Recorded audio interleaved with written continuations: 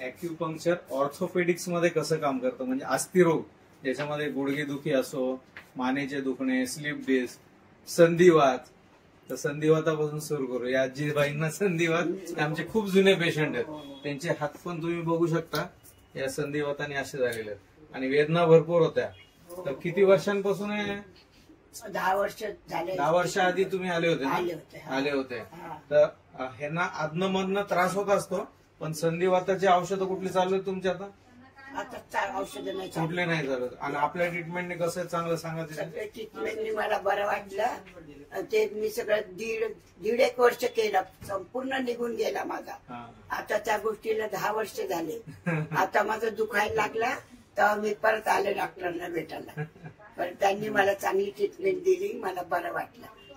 संधिवात हा असाध्य आजार असतो आणि ज्याच्यात आयुष्यभर औषधं घ्यावे लागतात. औषधं बंद आहे, पण संधिवाताला थोडी प्रदीर्घ ट्रीटमेंट लागते. असं जरुरी नाही की प्रत्येकालाच 1.5 वर्ष ट्रीटमेंट घ्यावी लागते. या मॅडमला कशाचा कंबरदुखीचा होता त्रास? L4 आणि L5 मध्ये काय MRI केला होता? अच्छा, सांगितलं आणि माकड हाडामध्ये पण ते सॅक्रल काहीतरी. अच्छा, आता किती दिवस झाले आपण ट्रीटमेंट घेतली? आज 10वा दिवस. 10वा दिवस. L4 L5 मध्ये माझा हा पाय उचलत नव्हता, आता हा पाय मी फ्रीली उचलू शकते. पण ह्या पायातलं थोडं पेन थोडं 50% कमी आहे. ऑपरेशनची केस होती तुमची? माझी ऑपरेशनची केस. त्यांची ऑपरेशन सांगितलं होतं. L4 आणि L5 मध्ये नस दबली, पायाला मुंग्या बधीरपणा होतो.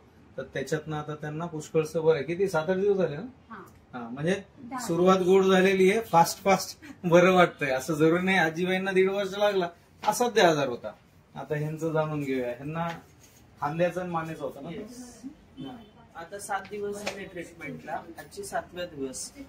भरपूर 80 ते 90% रिलीफ आहे. चक्कर पूर्ण थांबलेली आहे, वॉमिटिंग पूर्ण क्लिअर आहेत आणि आता खूप पेनिंग क्लिअर आहे. 80% सुरुवातीला कसा होता त्रास? प्रचंड त्रास होता, चक्कर येत होती, चालता येत नव्हतं, वॉमिटिंग होत होती. आता त्यातलं काहीही होत नाहीये आणि हात फार दुखत होता, मुंग्या येत होत्या. आता सगळं गेलंय निघून. त्याची तुमच्या काही तपासणी केलं होतं? नाही, तसं तिकडे एक्सरे वगैरे काढला होता, तेच सांगितलेलं जे तुम्ही सांगितलं तेच. पण त्या ॲलोपॅथीने फरक नव्हता पडला. ह्या ट्रीटमेंटने मला प्रचंड पेन किलर वगैरे काय चालू? नाही, काही नाही.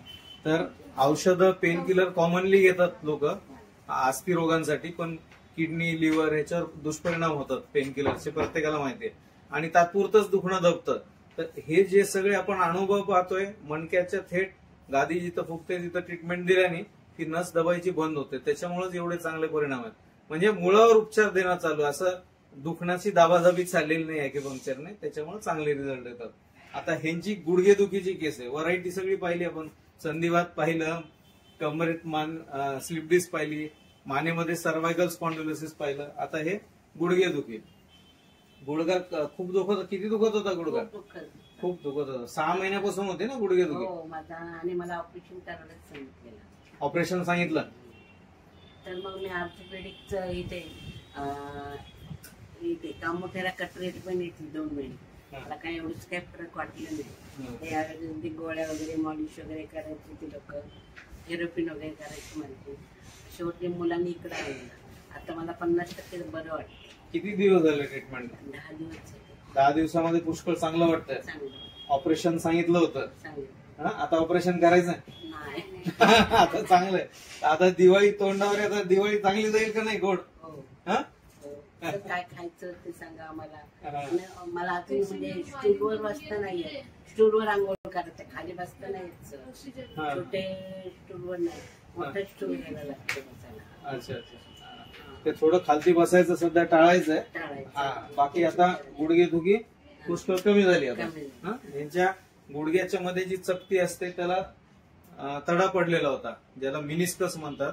MRI केला की त्याच्यामध्ये गादीमध्ये आतमध्ये काहीतरी गॅप कमी झालेला आहे, पण ती गादीला मार बसलेला असतो.